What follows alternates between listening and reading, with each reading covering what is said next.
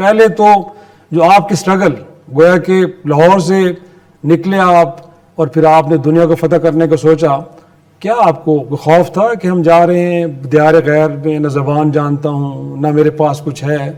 یہ کہانی کیسے آگے بڑھے گی اور بڑی کیسے؟ نمبر ون تو السلام علیکم، میں آپ کا شکریہ، پتہ نہیں کیسے میں ادا ہوں کیونکہ ڈان ٹی وی کو میرے لیے بہت امپورٹنٹ ہے۔ جب ڈان اخبار تھی مجھے بہت کورنگ دیتی تھی، ٹھیک ہے نا۔ لائف اتنی ایزی نہیں ہوتی، کہنا ایزی ہے، اتنی ایزی نہیں ہوتی۔ جب پوری دنیا کو میری لائف سٹوری کا پتہ ہے، مطلب ہم ایک 5 مرلے پہ رہتے تھے، میری مدر صفائیاں کرتی تھی، فادر کی ڈیتھ ہو چکی تھی، پیسے نہیں ہوتے تھے، تو 10 سال کی عمر میں کام کرنا شروع کر دیا، ٹھیک ہے نا۔ لیکن میری مدر نے مجھے پہلے دن ایک سکول دیا تھا، بیٹا جو پولیس والوں کے پاس جاتے ہیں وہ اچھے لوگ نہیں ہوتے، جو عدالتوں میں جاتے ہیں وہ اچھے لوگ نہیں ہوتے تھے۔ مجھے نہیں پتا تھا پولیس کیا ہے، عدالتیں کیا ہے۔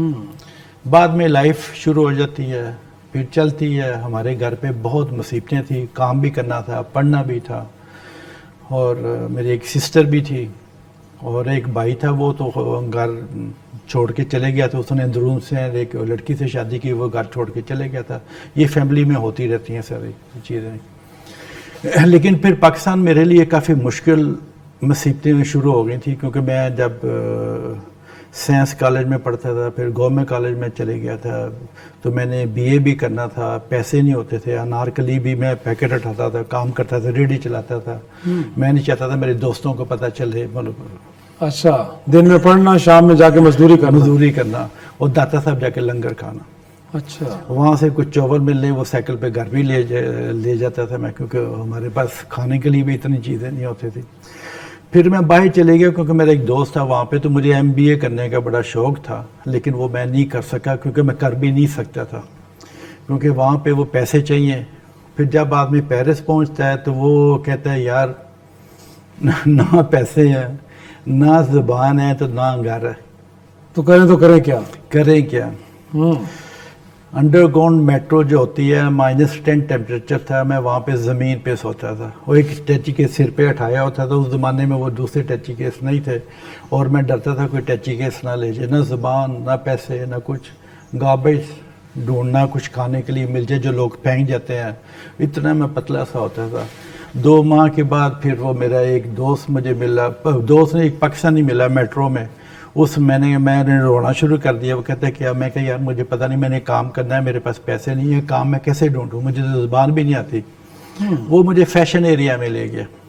اچھا، وہاں پہ بہت بڑی مارکیٹ ہے دنیا کی فیشن کی، ہے نا، تو بہت رش ہوتا تھا، انٹرنیشنل لوگ وہاں پہ آتے تھے ان سے چیزیں لینے کے لیے۔ تو وہاں پہ مجھے صفائی کا کام مل گیا جہاں پہ یہ فیشن بن رہا تھا۔ تو میں دیکھتا تھا وہ لوگ کیسے، میں نے کام کرنا، 500 فرینک تنخواہ ملی، اور میں ابھی بھی زمین پہ ہی سوتا تھا، کبھی ادھر کیونکہ گھر تو ہے نہیں تھا۔ فرسٹ ٹائم جب تھوڑے پیسے آنے شروع ہوئے تو پھر میں نے ایک اسٹوڈیو مجھے مل گیا، سرونٹ کوارٹر نہیں ہوتا، چھوٹا سا، جی، لیکن میں ایسے تھا جیسے میں کنگ بن گیا ہوں۔ زندگی میں بڑی آسانی آ گئی، آپ کے پاس ایک چھت مل گئی ہے، تو نہانے کے لیے سنڈے کو جانا، وہ ایک پبلک انہوں نے ڈش بنائے ہوتے ہیں جس پہ پیسے ڈالو اور شاور لے لو۔ شاور ابھی مزہ آتا ہی تھا تو شاور بند ہو جاتا تھا، پیسے ختم ہو جاتے تھے، لیکن دس از ریئل اسٹوری۔ اس کے بعد 2 سال بعد میں نے اپنا آفس بٹی کے نام سے شروع کیا، وہ سیم مارکیٹ میں، سیم وہاں پہ بیسٹ بلڈنگ مجھے ملنی شروع ہو گئی۔ وہاں پہ ہیں کاپی رائٹس، ایک دوسرے کو ہم کاپی نہیں کر سکتے۔ تو وہاں سے پھر ماشاءاللہ 86 میں میں بٹی بننا شروع ہو گیا، 87 میں 200 ملین کی ٹرن اوور شروع ہو گئی، کچھ 600 آدمی میرے آفس میں آ گئے کام کرنے کے لیے۔ فرسٹ ٹائم ان کا بہت مشہور رسالہ تھا، اس نے نکالا جس انسان کو ہماری زبان بھی نہیں آتی وہ ملین کیسے بن گیا۔ مجھ پہ ظاہر سی بات ہے، پزل تو تھی نا، یہ کیسے ہوا؟ اس زمانے میں آپ کے ڈان اخبار والا کا ایک رسالہ ہوتا تھا ہیرٹ، بالکل، اس پہ انہوں نے فرسٹ ہیرٹ نکلا، کور مجھ پہ تھا۔ اچھا، کور پیج آپ پہ تھا؟ کور پیج میں آیا تھا، بہت ینگ ہوتا تھا، کور فرسٹ جو میگزین آیا اس کا کور پیج۔ ہاں جی، پھر پاکستان نے بھی مجھے پریس دینی شروع کر دی، انٹرنیشنل پریس ملنی شروع ہو گئی۔ پھر وہاں سے کوئی 80 ملکوں میں میرے آفس شروع ہو گئے، بٹی 80 ممالک میں۔ اچھا، تو وہاں سے پھر مجھے حلال امتیاز ملا، اسٹار امتیاز ملا، پھر میئر جو پیرس کی اس نے مجھے دیا، تو پھر وہ ایسے ماشاءاللہ میرا بہت بڑا نام بن گیا.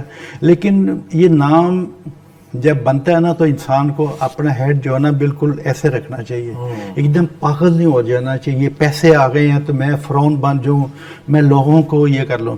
جب ہم اوورسیز پاکستانیوں کے پاس پیسے آتے ہیں نا، سب سے بڑا پتہ کیا ہوتا ہے؟ ہم اپنے ملک میں پیسے بھیجیں، اپنی مدر کو پیسے بھیجیں، اپنا گھر بنائیں، اپنا کچھ کریں. ہمارا سب سے بڑا ڈریم جو ہے نا سب اوورسیز پاکستانیوں کا یہ ڈریم ہے، اپنے ملک میں بھیجیں. یقیناً. لیکن میں تھوڑا سا اس پہ تو ہم آئیں گے، بٹ وہ دوست تھے، وہ دوست آج بھی ہیں. میرے بچپن کے دوست میں نے کبھی چھوڑے نہیں ہیں. اچھا، وہ دوست کے جس نے ہاتھ پکڑا تھا، وہ اس کی ڈیتھ ہو گئی تھی. آج ان کی ڈیتھ ہوئی ہے. اس کی ڈیتھ ہو گئی تھی. لیکن آپ کی سکسیس سٹوری دیکھی تھی اپنی زندگی میں، کس طرح محمود بھٹی دنیا کا ایک مشہور آدمی. بالکل انہوں نے دیکھی تھی، کیونکہ ایک دم میڈیا مجھ پہ آ گیا. پھر سارے ہر وہاں پہ نا یہ میڈیا تو ٹھیک ہے، لیکن جو آپ کا میڈیا یہ زبان ہے. اچھا، آپ بات کریں گے اس سے، وہ کرے گا اس سے، وہ ایسے ایک دم شور ڈالتا ہے. پھر کلائنٹ بھی ایسے آنا شروع ہوتے ہیں، یار اس کے ماڈل لو، اس کے تو ماڈل بڑے ہٹ ہیں. تو ماڈل ہٹ کیسے ہوئے یہ تو بتائیں کہ آپ سڈن فیشن انڈسٹری میں آئے. اور میں کبھی اسکول کالج نہیں گیا فیشن کے. ہاں تو وہی تو میں نے سیکھا سارا. میں نے آبزرو کیا اور اس کے بعد ایسے ہی بس میں نے سیکھا وہ کیسے اس کی کٹنگ ہو رہی ہے، ڈیزائن کیسے بن رہے ہیں چیزیں. میں نے ایک جیکٹ بنائی تھی لیدر لک میں، کیونکہ میں دیکھتا تھا جیکٹیں جو ہے نا لوگوں نے بڑی مہنگی پہنی ہوئی. میں کہا یہ عام جو پبلک ہے ان کے پاس تو پیسے نہیں ہے پہننے کے لیے یہ جیکٹیں، ان کا حق بنتا ہے، ان کو بھی پہننی چاہیے. پھر اس کو میں نے کپڑے کو پولیسٹر میں لیدر لک بنایا. وہ کپڑا بھی کوئی کاپی نہیں کر سکتا تھا، کیونکہ میں نے اس کا کروایا تھا جسر، ماڈل کو بھی جسر کروایا تھا. تو وہ وہاں سے پھر وہ صرف میرے پاس ہی تھا، تو وہاں سے ماشاءاللہ میں تو عام لوگوں کی نیڈز کو کیٹر کیا آپ نے. تو عام لوگوں نے پھر محمود بھٹی کو بھی اٹھا دیا کہ اٹھا دیا. بالکل بالکل. یہ پتہ کیا، یہ میں نے جو ہے نا 24 آور چلتی ہے. میں اپنی زندگی میں نا 40 سال صبح 5 بجے اٹھتا ہوں، 6 بجے جاتا ہوں اپنے آفس. اچھا، میری ٹیم آتی ہے 9 بجے. یہ میرے جسم میں ایک ڈرگ ہے. وہاں پہ کوئی آپ کے آفس ٹائم میں نہیں آتا. وہاں پہ وہ چکر نہیں ہے جو ڈس الاؤڈ، کوئی آ نہیں سکتا، کوئی دوست نہیں آتا. وہاں پہ وہ چکر نہیں ہو چل آیا وہ یہ لے آیا وہ لایا گاڑی. وہاں پہ وہ سسٹم نہیں ہے. وہاں پہ 7 بجے کے بعد 8 بجے کے بعد ٹھیک ہے دوستوں کے ساتھ جاؤ، آپ چائے پئیں، کھانا کھانے چلے جائیں، جو بھی کرنا ہے، لیکن آفس از آفس.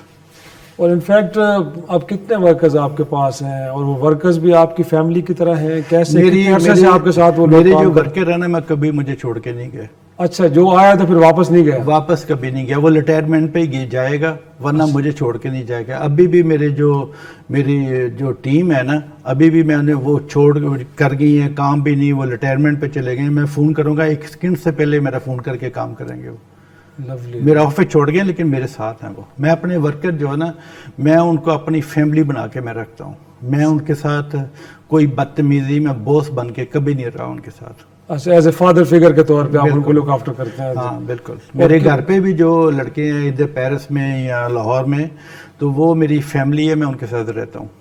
اور اب کتنی بڑی تعداد ہوگی، کیونکہ آپ کہہ رہے ہیں 80 ممالک میں ماشاءاللہ آپ کا کاروبار ہے، تو ہر جگہ آپ کے ورکرز تو ہوں گے نا؟ بہت زیادہ ورکر ہیں، کیونکہ میں دیتا ہوں فرنچائز پوری دنیا میں ہے نا. اچھا، تو ساری دنیا میں، یہ Saudi Arabia, Kuwait, Abu Dhabi, Dubai, Belgium, Holland, Luxembourg, Germany, London, Brazil, America, کتنی اسپین، کتنی کنٹریز ہیں نا. یہ سارے میرے کلائنٹ ہیں. افریقہ کی کنٹری ہیں، کنگو، کوت دیوار، سارے یہ میرے آسٹریلیا، یہ سارے میرے کلائنٹ ہیں سارے.